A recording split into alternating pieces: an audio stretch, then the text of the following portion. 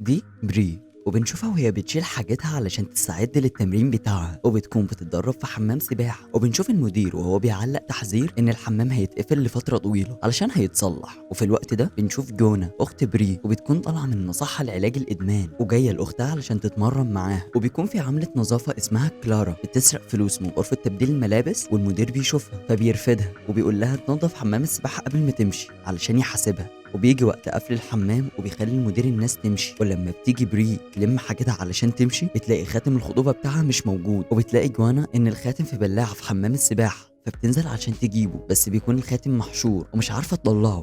وبتنزل اختها تساعدها، وبيبص المدير على حمام السباحة وما بيشوفش حد، فبيروح المدير قافل غطا حمام السباحة. وبتاخد البنتين بالهم وبيحاولوا انهم يطلعوا بسرعة بس بيتقفل عليهم، وبيبتدوا انهم يكسروا الغطا بس بيكون قوي جدا ومش بيتكسر بسهولة. تصرخ جوانا وبتقول انهم ما كانوش المفروض يخاطروا بحياتهم علشان خاتم، وبتقول لها بري انها عايزة تجيبه علشان تغيظها انها مخطوبة. وبيشوفوا خرم صغير مش مدخل ايدهم حتى، وبتقول جوانا لاختها بانها غيرانة منها وان حياتها ماشية كويسة غير حياتها اللي كانت مأيداها في المصحة. فبتعرف ان اختها هي اللي رمت الخاتم في حمام السباحة وبتتخانق معاها، وبتنزل تجيب الخاتم وبتعرف تطلعه. وبعدها بيتفقوا انهم يحاولوا يطلبوا المساعدة، وبتحاول بري انها تشيل غطا البلاعة الحديد علشان تكسر الغطا بيه، بس بيكون تقيل جدا وصعب انه يطلع. وبيعدي الوقت وفي اخر اليوم بيتقفل النور، وبيكون ديفيد خطيب بري عمال يتصل بيها بس الموبايل بيكون في الشنطة عشان كده ما بتردش. وبتتريق عليه جوانا انه عمال يتصل بدل ما يدور عليهم، وبيتخانقوا تاني بسببه. بس بيجي لبريس ضاع، وبتقول لاختها انها عندها السكر من 3 سنين ولو ما خدتش حقنة الانسولين اللي في الشنطة هيجيلها غيبوبة سكر. وبعدها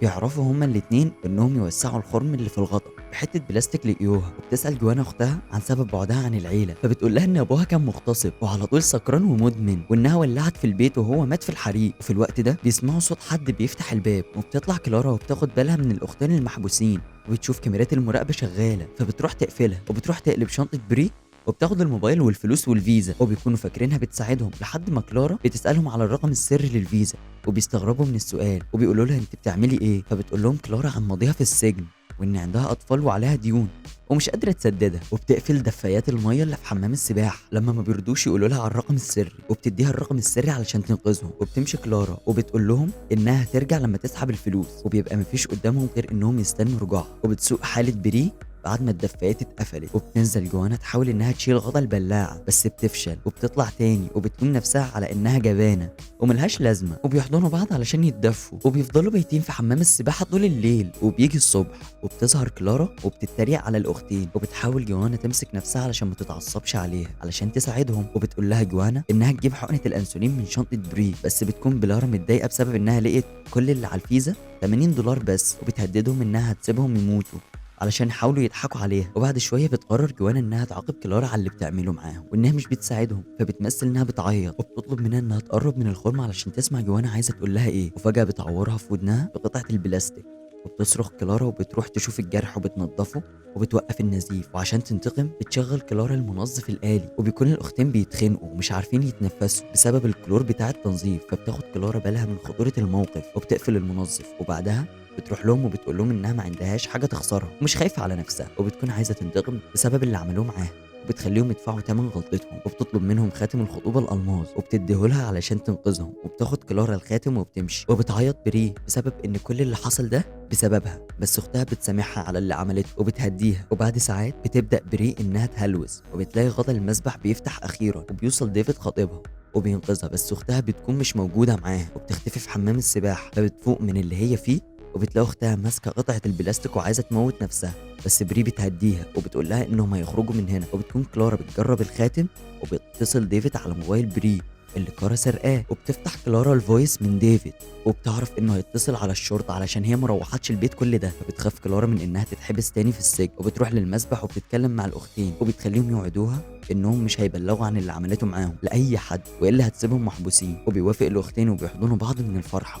وبتقرر كلارا انها تفتح الغطا علشان يخرجوا اخيرا من حمام السباحه، وبتروح لغرفه التحكم بس بتلاقي ان الرمز اللي هي عارفاه اتغير.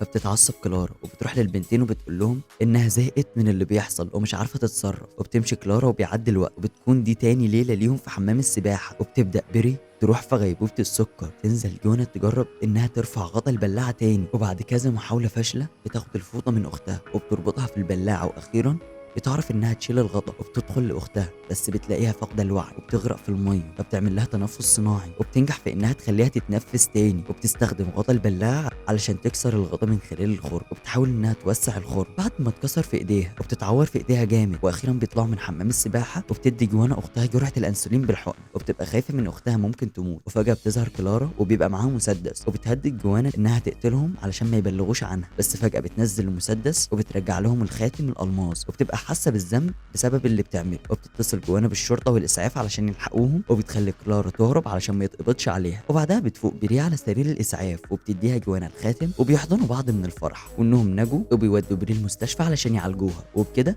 يبقى خلصنا فيلم النهارده. كان معاكم محمد نور،